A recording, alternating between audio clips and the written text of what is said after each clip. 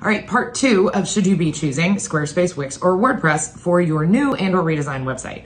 Today we're going to be talking about WordPress, why it is the beast in the absolute best, but sometimes frustrating for a non-technical person way, okay?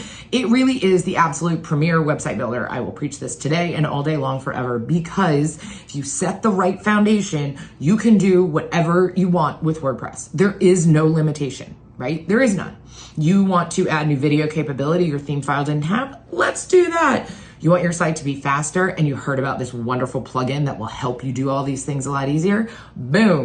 All you have to do is download it, activate it in your site. Fantastic. You can sit and put all the capabilities you want on there.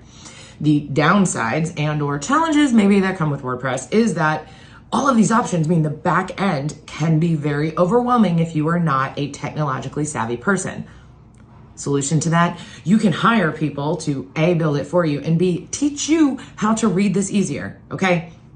Which is incredibly hard. It is a hurdle, but it is one you have to get past. It also means you're going, if you do hire someone else to build this for you, you're going to have more of an investment up front.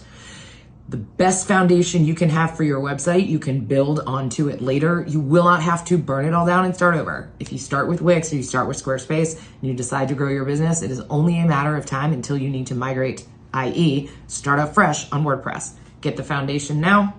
You don't have that.